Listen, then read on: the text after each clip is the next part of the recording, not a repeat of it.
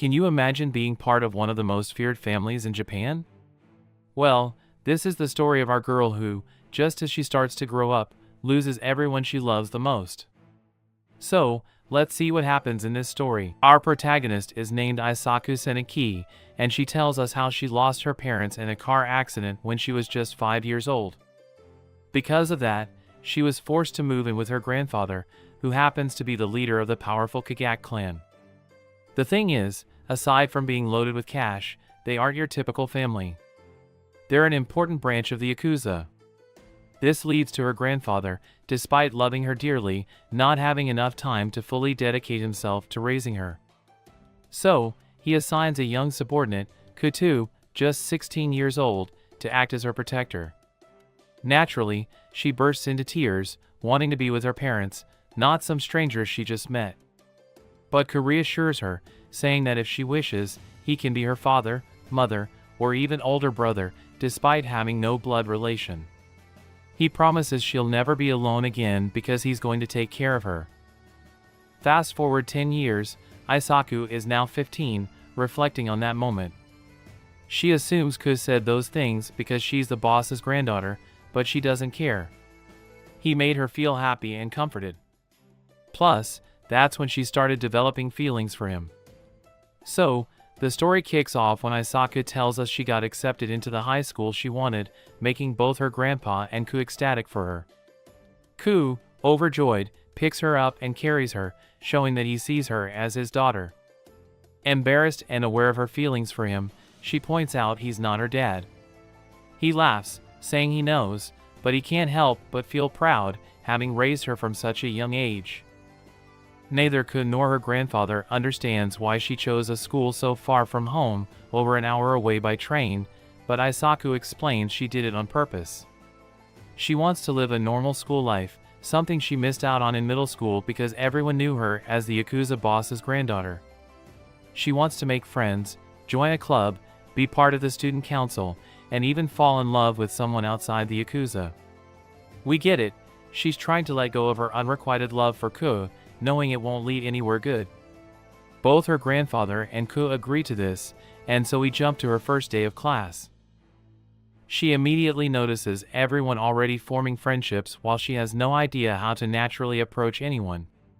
Mustering up some courage, she tries to talk to a few classmates, but just then, she trips. Before she hits the ground, a guy catches her. Excited, she turns to thank him, only to realize it's Ku, dressed in her school uniform. She pulls him aside, demanding to know what a 26-year-old is doing there. He explains that he bribed someone to pass as a student to protect her while she's at school, not just because she's the Yakuza leader's granddaughter, but also to protect her from the boys. He tells her, in his view, teenage boys can't be trusted, and he knows that because he's a guy too. Isaku tries to convince him to leave, but he just sounds like a worried parent, and since he has her grandfather's permission, she resigns. She tells him to keep his distance and not scare away the friends she's trying to make. When she returns to class, everyone's already grouped up, and she doesn't know how to fit in, so she pretends to nap, hoping someone will approach her. The only one who does, of course, is Ku. And because of their close relationship and his overprotectiveness, he scares off anyone trying to approach her, leaving them both looking like the oddballs. The teacher comes in and announces they need to elect class reps. Nobody wants the job because it means more work, but Ku, knowing Isaku wants to experience everything she missed out on in middle school, ignores her social anxiety and volunteers them both. Isaku, despite her nerves, is thrilled. It's the perfect excuse to interact with her classmates. The teacher informs them their first task as reps will be organizing students for an upcoming sports competition. No one wants to participate, but Ku, being the charismatic adult that he is, wins everyone over and gets enough people to sign up. Isaku even volunteers for volleyball. But despite her best efforts, she doesn't make a single friend on her first day. This depresses her, especially because even Ku, a 26-year-old Yakuza, fits in better than she does. That night, Ku finds her curled up in bed, trying to comfort her. He knows her past hasn't been easy due to her family's reputation. But after the day's events, Aisaka realizes she's been blaming her family for not having friends when, in reality, it's mostly due to her own social anxiety and difficulty connecting with others. Ku reassures her, saying the fact that she wants to make friends shows she's growing as a person. During this intimate moment, he hugs her and tells her she's adorable. Naturally, Aisaka blushes, since she's in love with him, but his tone makes it clear he means it like a brother, not a potential lover. At least, that's how it seems to Aisaku. His words lift her spirits, giving her the motivation to keep trying. Determined, she practices volleyball with some of the Yakuza members from her clan to improve. She works so hard that her arms are covered in bruises during gym class, which catches the attention of some girls who come over to thank her for all her effort. From that moment, the girls started including her in their little group, hanging out after practice and working together. When the day of the competition finally arrived, everything went perfectly, and they won their first match. During one of the breaks, Aisaka found Kia smoking behind the gym. He admitted he was feeling a bit down because Aisaku was doing so well, and he felt kind of left out. But despite that, he encouraged her to keep giving it her all for the rest of the games. Once again, Aisaku went all out, and thanks to her, they ended up winning the competition. The downside was that she pushed herself so hard her hands were badly hurt. When Kia noticed, he took her to the nurse's office. There, they had another intimate moment, as Kia mentioned that seeing her grow made him feel nostalgic. Luckily, it didn't turn romantic. Instead, he described the feeling as a parent watching their child leave the nest, which left Aisaku a little disappointed. However, she understood and explained that the only reason she could push herself so hard was because she knew he'd always be there to support her.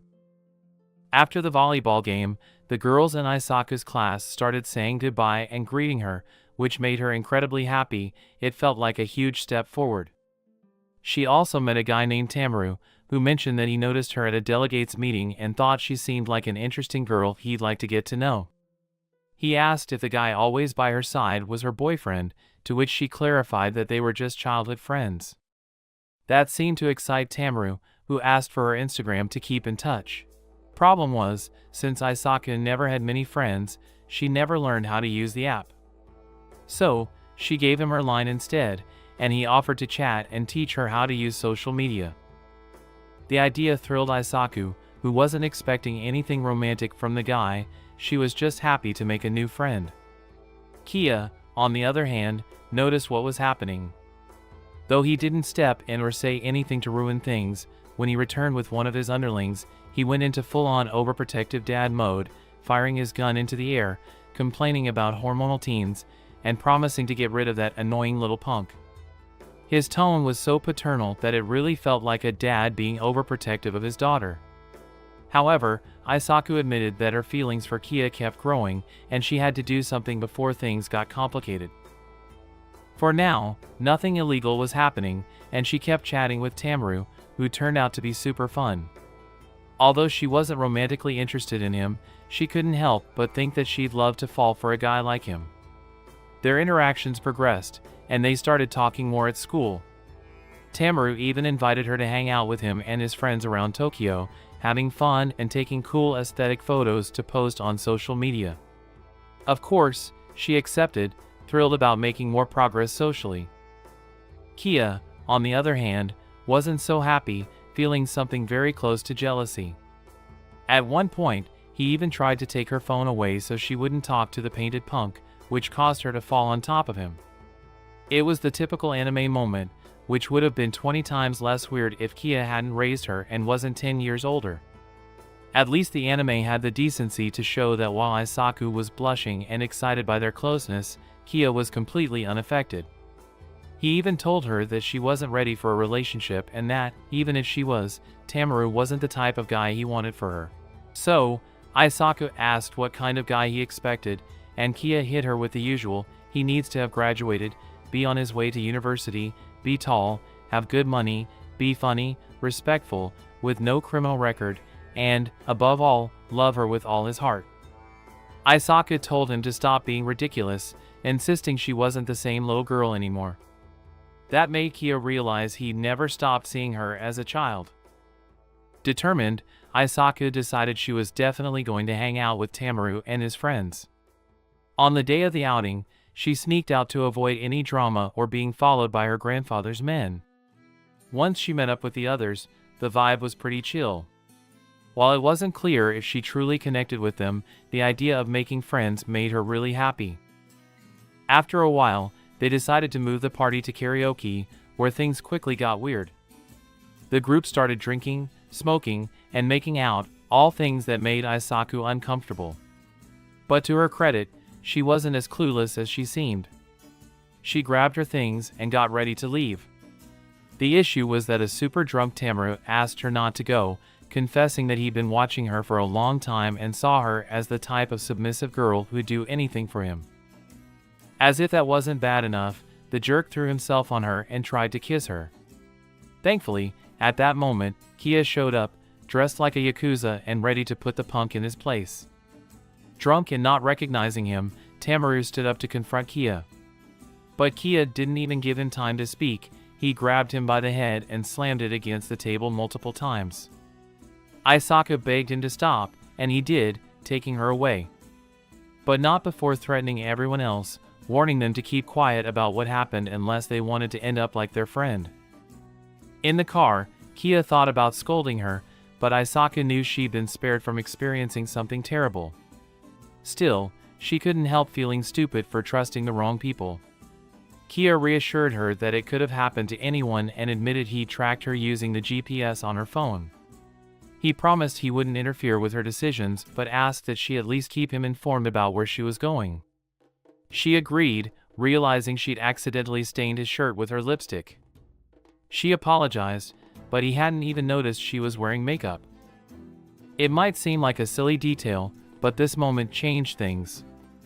For the first time, she realized she wasn't the little girl he met 10 years ago anymore. Suddenly, she couldn't take her eyes off him. If that wasn't enough, Kia admitted that he didn't care what kind of person she was looking for to be with, he would never let anyone take her away from him. Before the cops could be called, nothing else changed too drastically, mainly because Aisaku hadn't yet realized this new thought in Kia's disturbed mind, and he didn't plan on acting on it. In the end, they agreed that knowing how to solve differential equations wasn't vital for the mafia. But Aisaku insisted that if he was going to be by her side for the rest of her high school years, the least he could do was study. So, they went to the library, where she realized he wasn't just clueless, but also kind of dumb. She offered to help him at least pass the upcoming makeup exam. While they were studying, two girls who were also struggling in the subject approached, saying they knew Aisaku was smart and basically asking her to help them too. Both Kia and Aisaku got excited. It seemed like the perfect opportunity for Aisaku to make new friends. The thing is, teenage girls are just as hormonal as teenage boys, so it didn't take long for them to figure out that these girls were only looking for an excuse to talk to Kia. He politely rejected them little by little, remaining kind, but when one of them asked Aisaku if she and Kia were dating.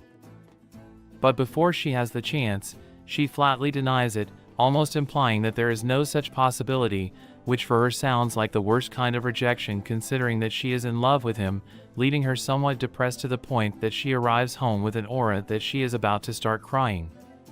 Even the yakuza who work there are a little scared to see Aisaku so pensive looking at nothing. On the other hand, Ku spends the night supervising several of the clan's businesses and arrives at a kind of host club full of escort ladies. At that, one of the prettiest ones approaches him and asks him why he doesn't stay kissing him and giving us a hint that they have been together several times. However, he is no longer very interested and tells her that tomorrow he has to go to school, which leaves her super confused, as well as one of the bodyguards who tells her that it is a waste that she has to go around thinking about these things instead of staying to enjoy the company of a woman who is not just for him, but for her. Company of a woman who will not only give him an incredible night, but who has good topics of conversation to bring to the table. The thing is that while his bodyguard tells him all that, we realize why he is no longer interested in the woman. Now he is thinking about Aisaku, remembering the moment when he saw her without makeup, or when he realized that she is not the same as she is. He realized that she is not the same girl as before, at least according to his disturbed mind, because 16-year-old girls are still just that, especially from the point of view of a 26-year-old, or at least it should be clear The thing is that for this bastard, he is no longer in a position to put any woman before the one he cares about the most. Isaku, after that, he arrives home and finds that Prota's still staring at nothing. Finally she comes back to herself, realizing all the time she had wasted depressed, but also that Kella had arrived with a particular scent of woman's perfume. This makes her jealous and makes very clear her anger, which he interprets as her still being upset about that. He promises her that now he is going to study hard, and in spite of the time, the two of them start to review everything he missed in the afternoon again. Poor Kella is in the middle, and it is hard for her to understand all the concepts, so they make some jokes until Mamancito tells her that maybe she should give him a reward so that he can get a reward for his studies.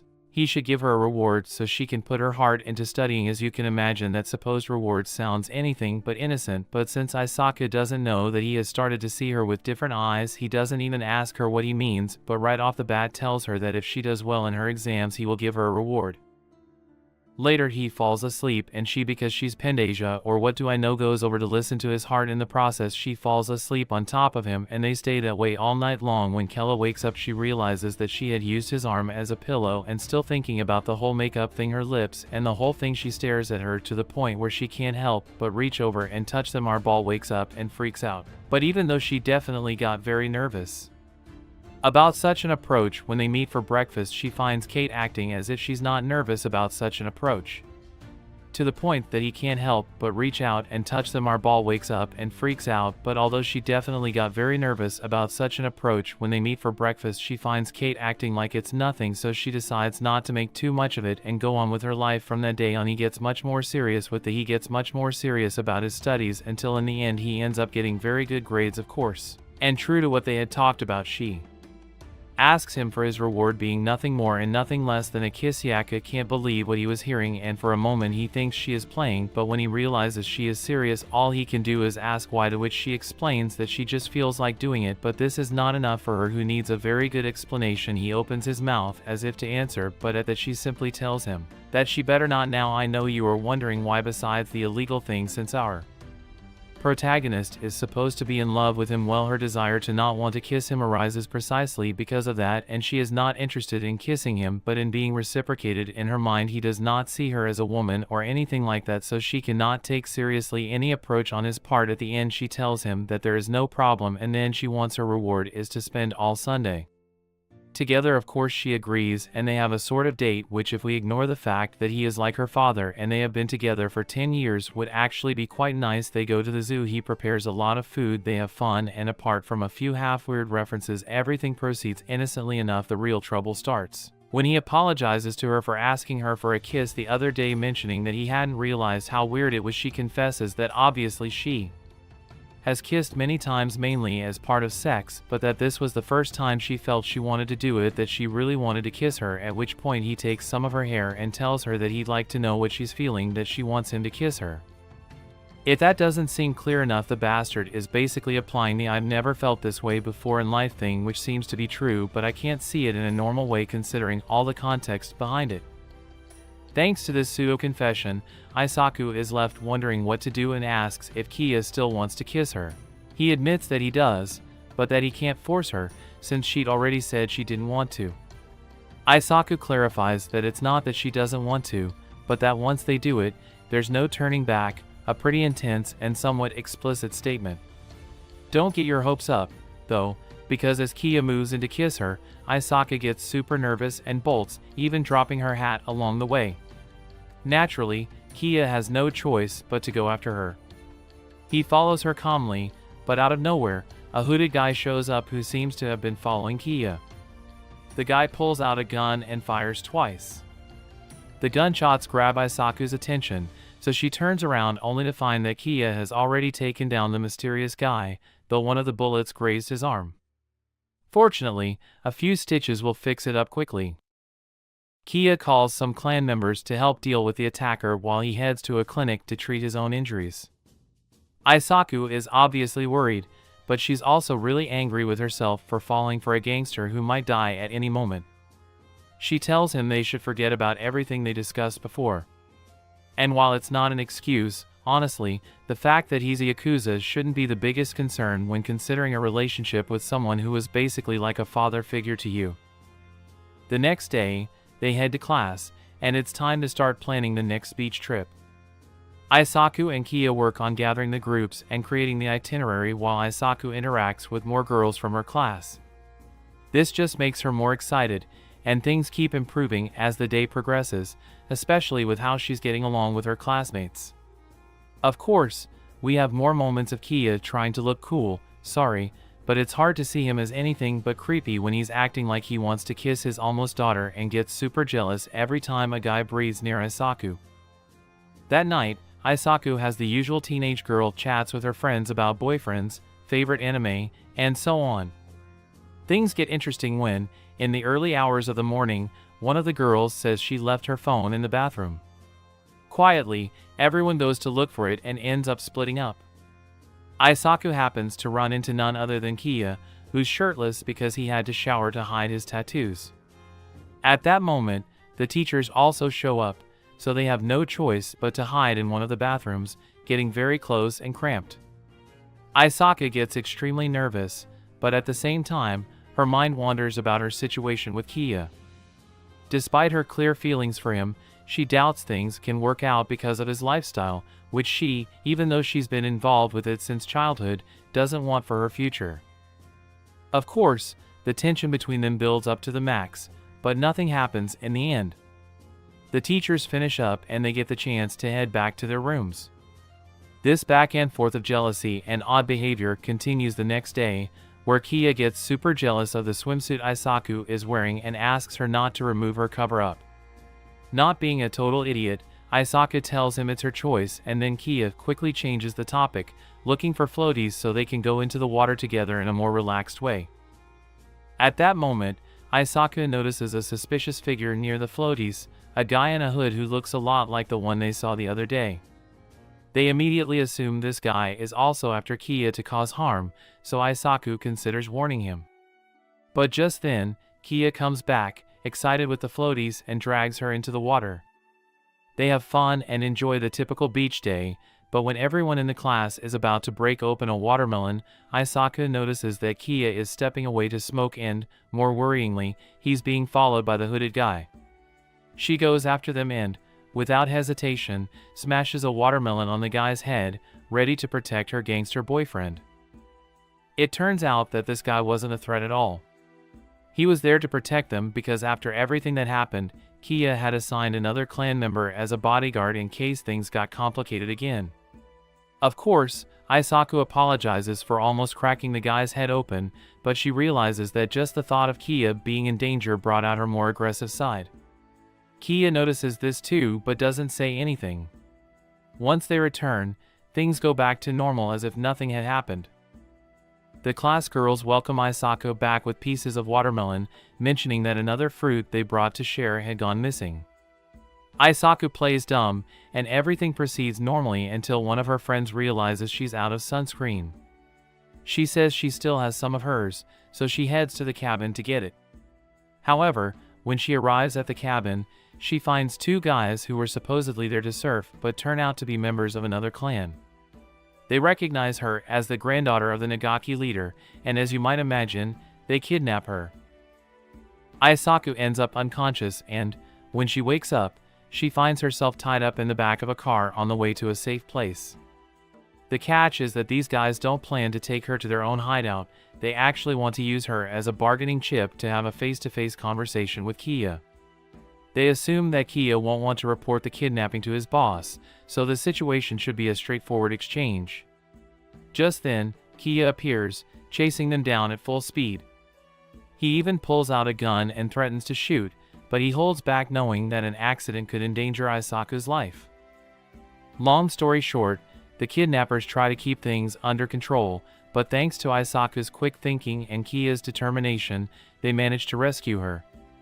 Of course, in the process, everyone ends up in the water, nearly drowning, but Aisaku manages to save herself while leaving the kidnappers struggling in the sea.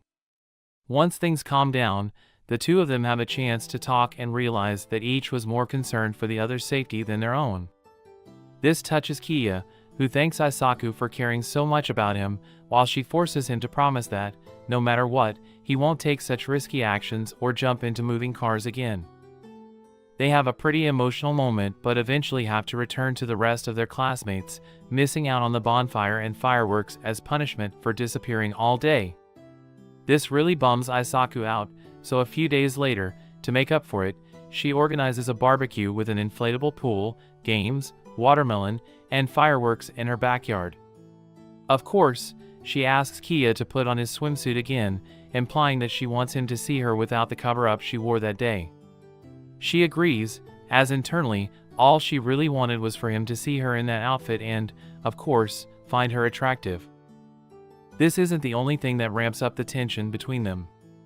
While she enjoys the water and he takes care of the skewers, Aisaku asks him to take a break and join her in the pool. The problem is, the pool is too small for both of them, so they end up touching more skin than either of them anticipated. Things get even more awkward when they try to share the same flow tie. I warn you, this leads to one of the most uncomfortable moments of the series so far. As he holds her close and comments on how much she's grown, she takes it as the typical paternal remark, thinking he still sees her as a child. But he clarifies that she's grown just the way he likes, which immediately becomes one of the top 10 most awkward things ever said. Summer vacation rolls around, and just a few weeks in, Aisaku tells us she's done with her summer homework and is super bored. She's used to being alone from her past, but now that she has new friends and spends more time with them, she feels pretty miserable about being by herself. Just then, she gets messages from a couple of classmates suggesting they organize something fun together before the vacation ends. However, they don't get far with their plans and fall back into their old routines. At this point, Aisaku realizes that Kia and his clan are setting up booths at the local summer festival and invites her to hang out with him after he's done working.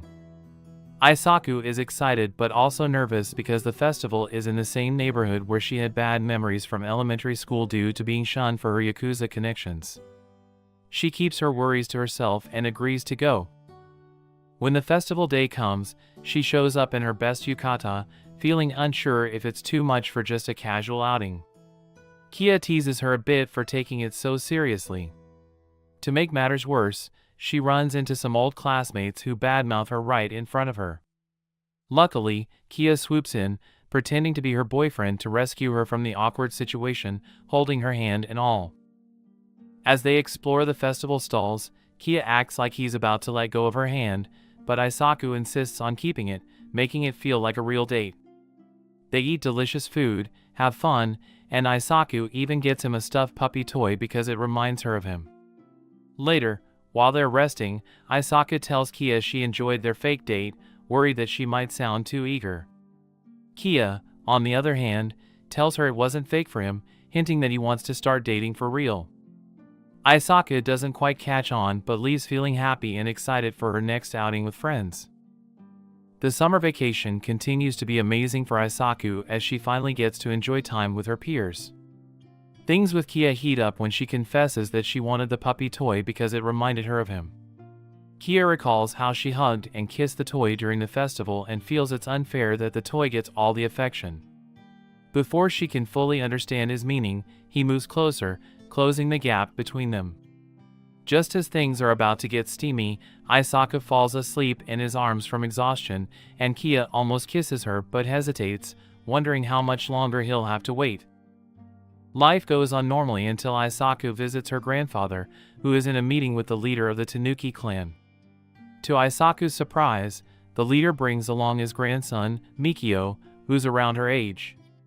Mikio has a cocky attitude and immediately starts flirting with Aisaku, which annoys Kia. Aisaku ignores Mikio, knowing she wouldn't get along with him, but she responds politely. Later, when Aisaku hangs out with her friends, they talk about love and ask if she's had her first kiss. Though she doesn't admit it, it's clear she's smitten with Kia. Her friends think they make a great couple and encourage her to confess her feelings, unaware of the age difference. Aisaku admits her feelings for Kia, feeling relieved and thrilled to talk about it with her friends. However, Mikio, who's a major troublemaker, has caught her attention. He's known for causing trouble for fun, and his sense of invincibility due to his mafia background makes him a nuisance. He finds out Kia attends the same high school as Aisaku and, predictably, shows up the next day as a new student just to mess with her and have fun. He even starts acting overly familiar with Aisaku, making her uncomfortable since the whole point of studying far from home was to avoid mafia associations. Aisaku asks Mikio not to reveal her Yakuza connections, and he agrees as long as she gets along with him and gives him a chance to be friends. He confesses he wants to understand the mafia troubles better but is limited in what he can do to help without risking a clan war. Despite his intentions, Aisaku insists he should take care of himself and not go overboard just for her. When they all get to class, Mikio is already there. They need to decide on an activity for the school festival, and Aisaku's friends suggest doing a Romeo and Juliet play. They've been planning it for a while and even have a script ready. Their real goal is to get Aisaku as Juliet and Kia as Romeo to create a chance for them to get closer and kiss. Since no one else wants to join, the two are automatically given the lead roles. However, Mikio also wants the role of Romeo, and since they can't decide who should get it, they play rock paper scissors. Unfortunately for Aisaku, Mikio wins, which frustrates her because she saw the play as the perfect chance to kiss Kia. Kia ends up with a secondary role, but that doesn't stop their sweet moments, like when Kia helps Aisaku rehearse and gives her a tender kiss on the cheek. Things get cut short when Mikio walks in and asks directly if they were making out. Kia does his best to deny it. Here's a dynamic and colloquial translation of the new text. Given everything Mikio's seen so far, he has plenty of reasons to think there's something going on. He keeps bothering them until Kia firmly tells him to back off and not mix things up. Despite their power differences, Kia manages to intimidate Mikio enough to make him drop the subject, for now. But of course, this isn't the last they'll hear from him. While they're working on the play, Mikio keeps asking invasive questions about their relationship, whether they're dating, if their families know, and so on. Even though Aisaku tries to deny it, her face gives it all away. Mikio tells her it's obvious she's in love, and now the question is whether Kia feels the same.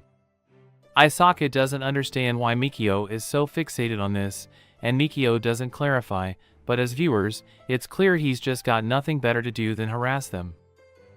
Aisaku notices Mikio's creepy behavior and warns Kia to be careful and not get too close to him. Mikio's known for being reckless and even violent, so Aisaku's concerned.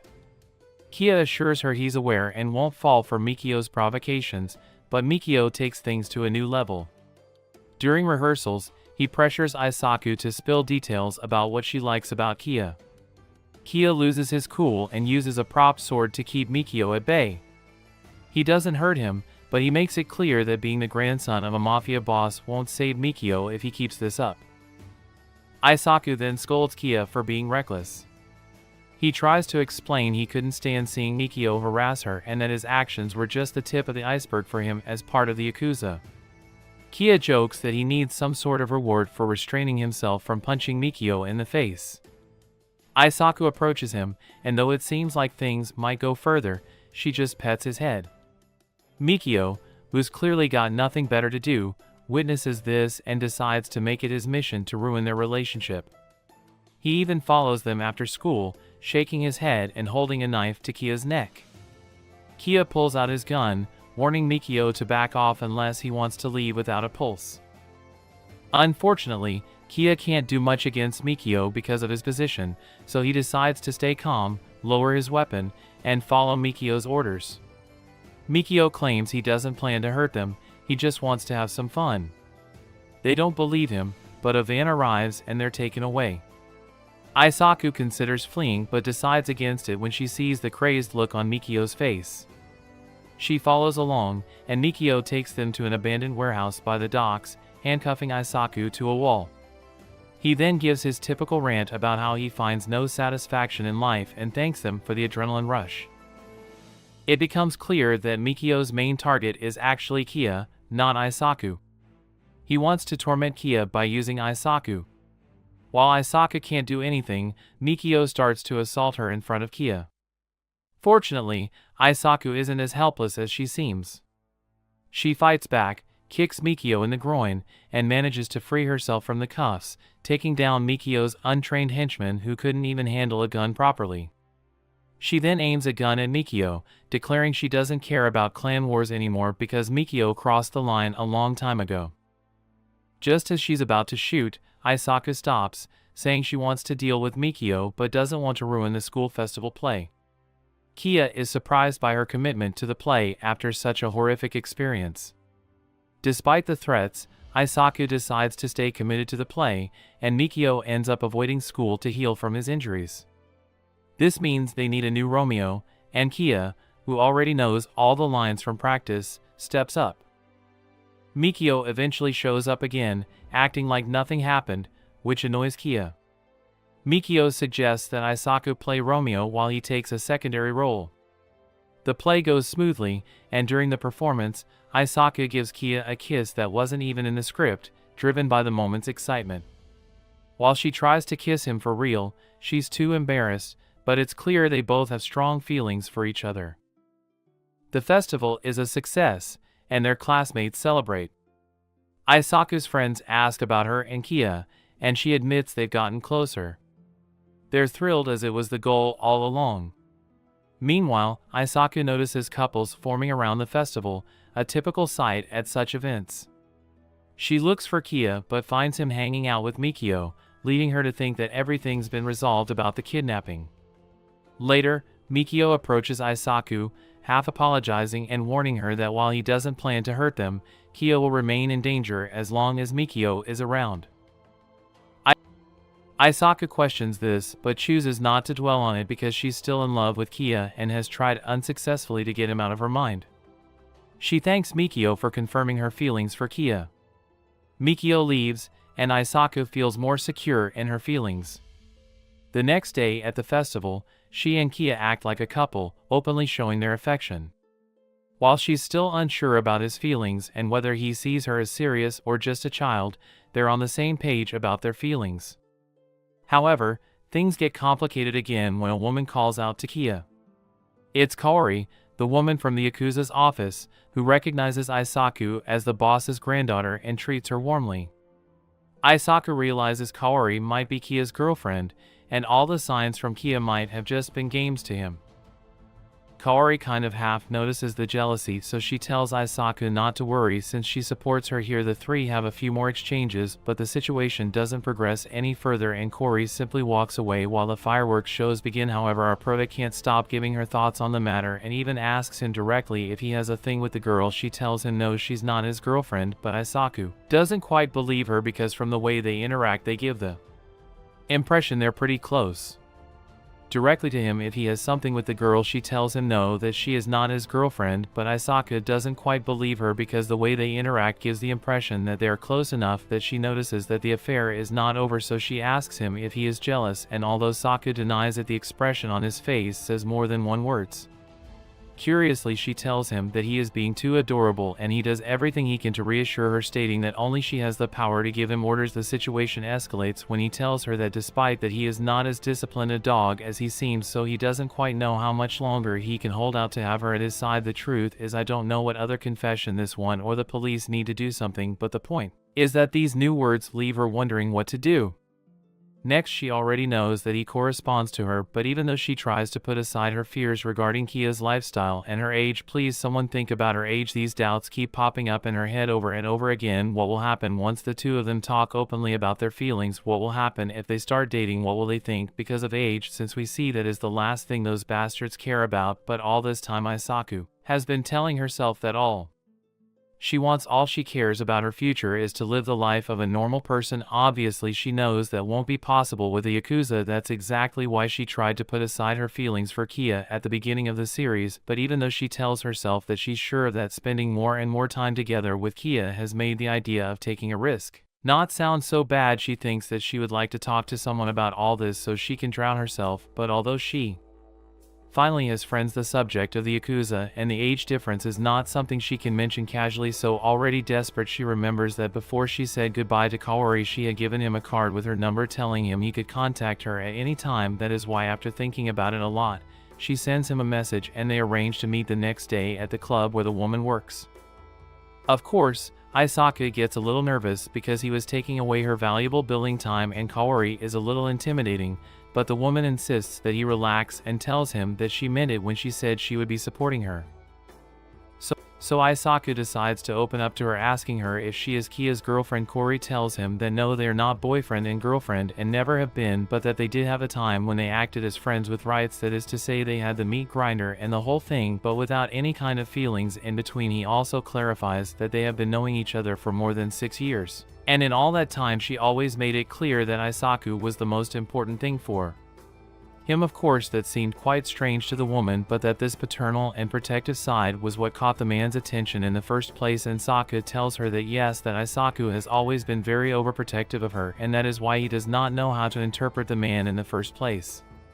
That this paternal and protective side was what caught the man's attention in the first place. And Sokka tells him that yes, that Kia has always been very overprotective of her, and that's why he doesn't know how to interpret her situations. But Kerr tells him that feelings are very complex and can transform over time, so it's possible that he definitely doesn't see her as his daughter anymore, but as his friend. And even something more. Yes, very strange, all that, but well, let's continue on that Yakuza.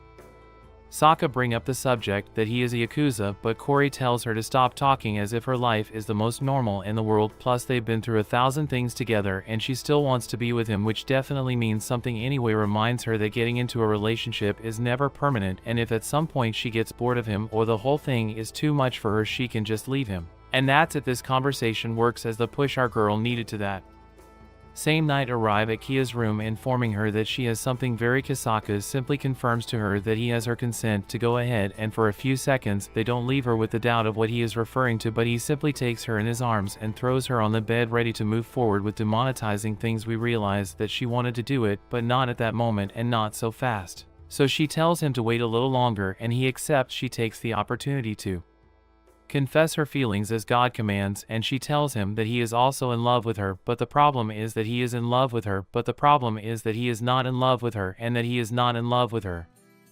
But the problem is that in the moment he tries to have a sexual advance with Isaku again, leaving her very uncomfortable. She clarifies again that she is not ready for that, and he accepts more seriously, but as he is an adult and has done it many times, he does not understand that for her there are several steps to fulfill before doing the mule car carn, like starting to date, officially declaring themselves as boyfriend and girlfriend, etc, etc, etc. Again, there is no problem with fucking on the first date as long as they are both adults and are comfortable with that, and I emphasize that there is no problem with that, and I am making emphasis on the fact that there is no problem with that. I emphasize that they are both adults here. It is clear that they are both at completely different stages of their lives, although I doubt that the key one is very mature, which unfortunately creates a new insecurity in Isaku, who now has doubts about whether he is really in love with her or just wants to have sex. In her mind she realizes that things didn't happen as she expected, since again being a high school girl she imagined something much more romantic and less carnal at all. We don't really know what Kella thinks about the subject, but the attention between the two is evident, and I don't mean sexual attention, but that which is uncomfortable at school. Isaku tells her friends a little of what happened, although not so much the almost sex part, but the fact that he proposed to her, but they couldn't talk about it properly, so she is not sure if they are dating now, if they are boyfriend and girlfriend, or what the fuck is going to happen between the two to make things even worse. At that moment they realized that one of the most popular girls in high school was proposing to her, but that they were not able to talk about it as they should, so she is not sure if they are dating now or what the fuck is going to happen between the two of them to make things even worse. At that moment they realized that one of the most popular girls in high school was proposing to her. She knows that she surely has something with Isaku, but she didn't want to be left with the desire, and tells him that if he is going to reject her, at least give her a kiss as to stay calm. And Yaku observes how she is approaching the girl to give him the famous kiss, so he can't take it anymore and goes out to yell that she hates him. Then he runs away, and shocked he doesn't even go after her, but he stays there. All sex 1 skills with weapons 10 effective responsibility 0.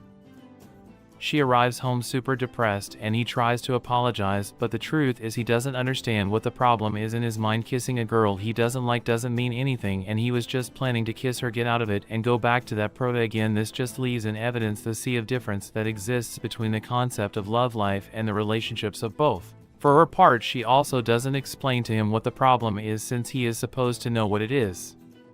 He finally asks for help from Misaka's friends, who tell him that she is waiting for an answer. His confession that he is a jerk, that he can't go around kissing girls just to get them off his back, that he has to speak up, and all that we already know now. I'm going to be honest with you, I'm tired of this anime and these two who are so amiable. So I'm going to be honest with you, I'm tired of this anime and these two who are so amiable. So I'm going to be honest with you, I'm tired of this anime and these two who are so amiable. So I'm going to be honest with you, I'm going to be honest with you, I'm tired of this anime and these two who are so. I'm going to summarize everything that follows without so many details. Our prota keeps sinking in her own misery, thinking that he doesn't love her, that she regrets having confessed, and all those in the process she is remembering part of the moments they went through together from their childhood until today, just in case they have forgotten that the bastard raised her, understanding that since she was a little girl she always saw him as someone important to her. When they get home, that she was always thinking of him as someone important to her.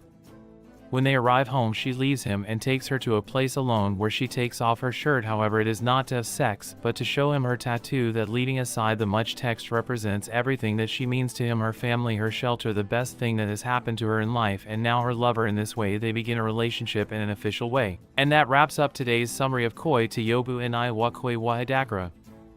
I hope you enjoyed the video.